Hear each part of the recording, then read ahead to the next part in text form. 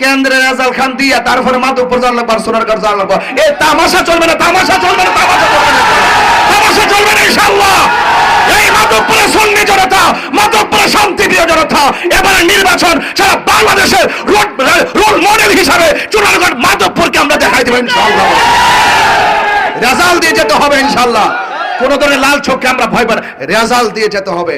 আমি প্রশাসনকে বলবো কাহিনী করবেন না, আধিপত্যবাদের খপ্পরে পড়বেন না, পেশি শক্তির কবলে পড়বেন না।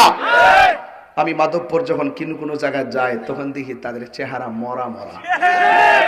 জিজ্ঞেস করলাম সোনারগঞ্জ গেলে মানুষ পাগল হয়ে যায়, আনন্দ আত্মহারা। গতকাল 5, 7, 10, 20 হাজার মানুষ নিয়ে প্রোগ্রাম করলাম, 8টা প্রোগ্রাম করলাম রাত্রিবেলা, হাজার হাজার লোক, এরা আনন্দ আত্মহারা। কিন্তু মাধবপুর আসলে দেখি চেহারাটা মরা মরা। জিজ্ঞাসলাম ঘটনাটা কি? তা ঘটনাটা কিছু না, আমরা আসি কিন্তু প্রকাশিত করতাম না। তার মানে বোঝা গেল মাধবপুরের মানুষ পরাধীন, এদেরকে স্বাধীন করার জন্য আমি এসেছি। আপনারা সারা জীবন গোলামীর জিনজিরে আবদ্ধ ছিলেন, আপনাদের চেহারায় বলে দেয় আপনারা দাসত্বের শৃঙ্খলা আবদ্ধ ছিলেন। সেই গোলামীর জিনজির ভেঙে দিয়ে আপনাকে স্বাধীন করে আপনার বাক স্বাধীনতা, আপনার অধিকার আপনাকে ফিরিয়ে দিয়ে বাঘের বাচ্চার মতো বুক ফুলে বলবেন আমি বাংলাদেশি, ভোট আমার অধিকার, ব্যালটে আমি ভোট দিয়ে আমার অধিকার আমি প্রয়োগ করব।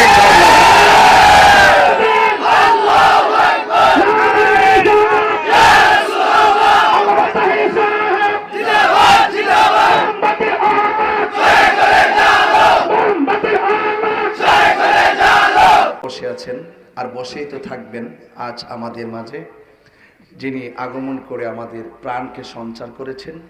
আমাদের নির্বাচনী যে স্পিরিট আছে সেই স্পিরিটকে যিনি, যার আগমনে আজ আমাদেরকে অনেকটুকু বাড়িয়ে দিয়েছেন, বাংলাদেশ ইসলামী ফ্রন্টের সম্মানিত চেয়ারম্যান মহোদয় জননেতা এম.এ. মতিন সাহেব মদাজিল্লাহুল আলী সহ অনেক নেতৃবৃন্দ এসেছেন এবং আমার অত্যন্ত শ্রদ্ধেয় আল্লামা আবুল হাসান জুবাইর রজবি হুজুর মদাজিল্লাহ আলী এসেছেন এবং আমাদের স্থানীয় ওলামায়ে কেরাম পীরমা শেখ যারা এসেছেন সকলকে আমার পক্ষ থেকে ধন্যবাদ জানাচ্ছি।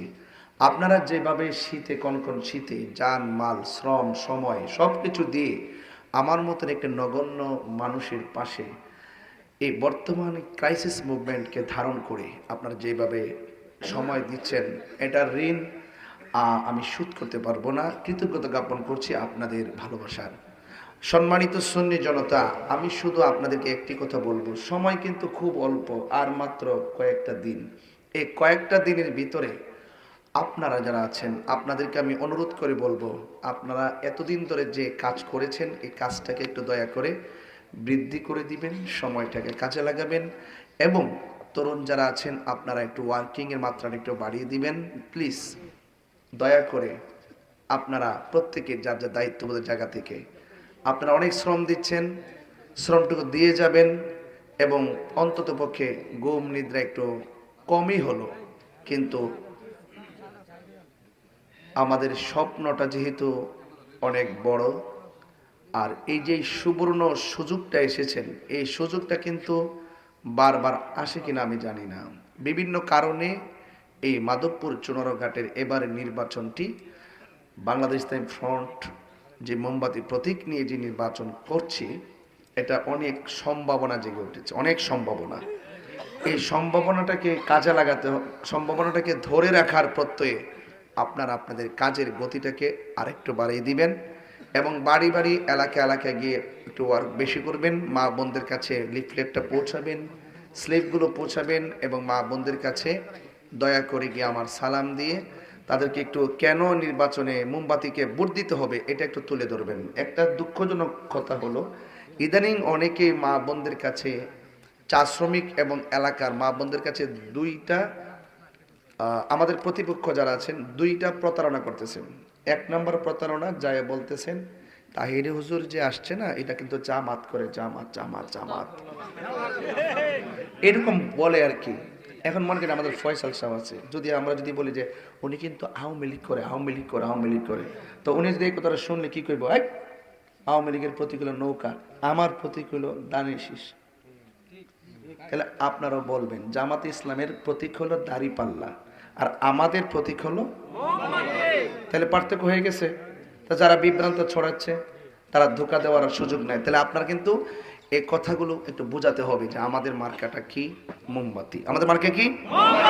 বাস, আমরা বিতর্কে এড়িয়ে গেলাম, আমাদের কথাগুলো আমরা বললাম। 1 2 নম্বর আরেকটা কথা, জায়গা জায়গায় গিয়ে বলতেছে কই ব্রাহ্মণবাড়িয়া থেকে যে তাহিরে আইছে না নির্বাচন করতো, এ কিন্তু সুন্নি কইলেও মূলত সুন্নি না, মানে এইরকম ভাবে বলে আর কি। তো এই কথাগুলোর উত্তর আমি বারবার দিয়েছি, আর এত দেওয়ার সময়ও কোথায়, দেশবাসী ভালো করেই জানে যে আমি কি তা।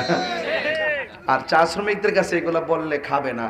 আমি যে চা শ্রমিকদের কাছে ঢুকি তখন যুবকরা বলতেছে আমরা কিন্তু আপনার অনেক বিগ ফ্রেন্ড, আজকে 5 বছর ধরে ফ্রেন্ড আপনার ওয়াজ শুনি, আপনার চা শ্রমিকদের পক্ষে কথা বলেন, আপনি সনাতন ধর্মের পক্ষে কথা বলেন, সম্প্রীতি নিয়ে কথা বলেন।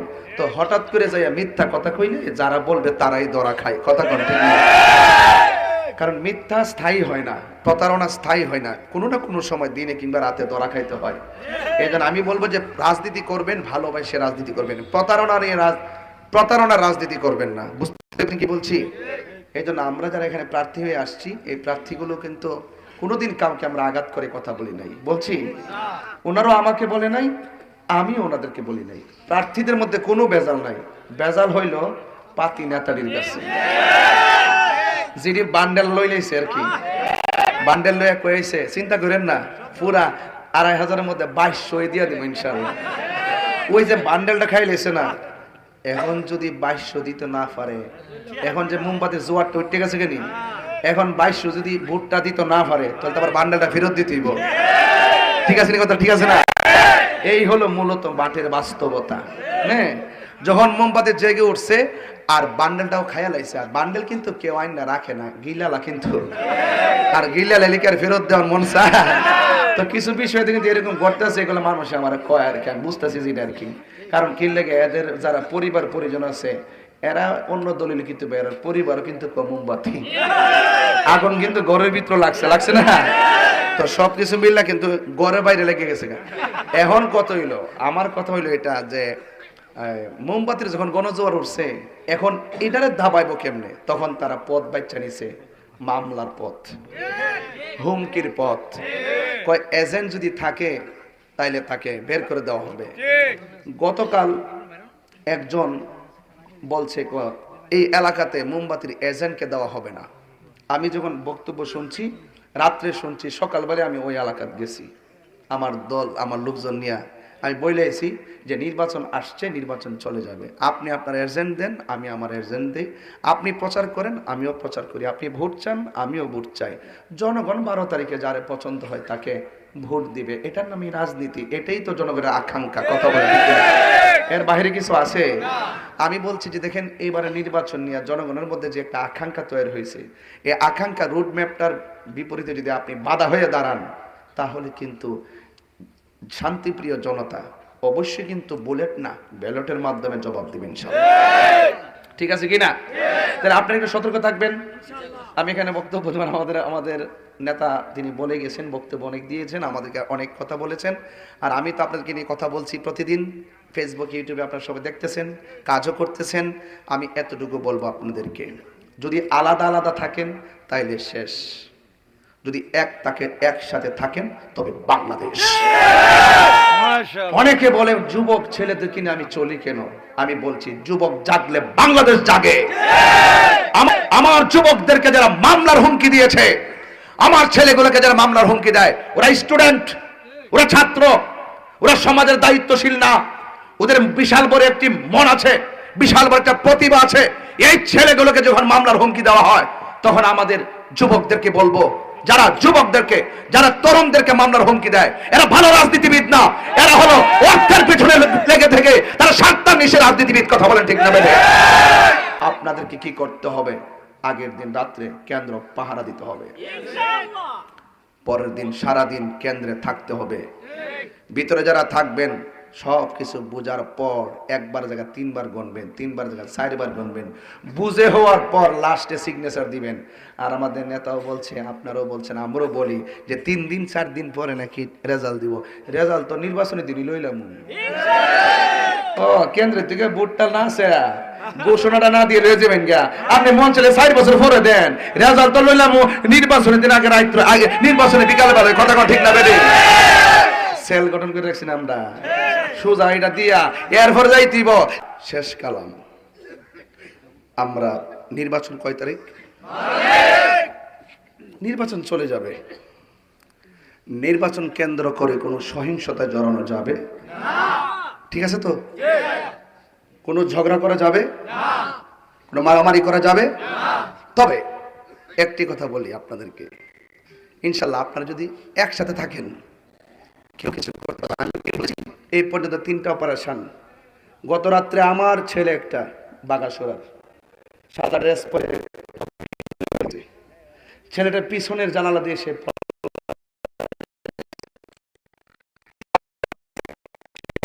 ছিল সাদা ড্রেসে। প্রশাসনকে ইনফরমেশন করা হলো। এর আগেও আমাদের লোকটাকে সাদা ড্রেস পরে ধরতে গেল। প্রশাসন কয় আমি জানি না। তো প্রশাসনের বাইরে ওই সাদা ড্রেসদারি কারা?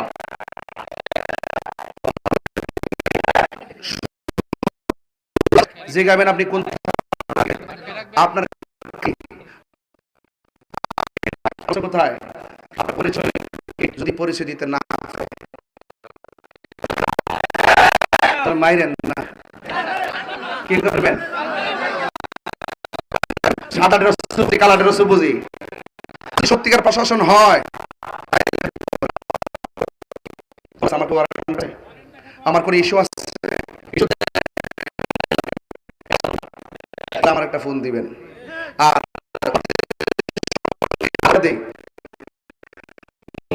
প্রায় 1 মাসের উপর থেকে হুমকি দেওয়া হচ্ছে। হাত দিয়ে বলুন একটা মামলা একটা ধৈর্য নেওয়ার সাহস হয়েছে? আমি বলছি একটা মোমবাতির সমর্থক দৈরা থানার নোক। আপনার ভয় পান কেন? আমি বলছি আপনাদেরকে বুক ফুলে দাঁড়াইতে হবে, ঠিক না? ঠিক না? মনে থাকবে ইনশাল্লাহ।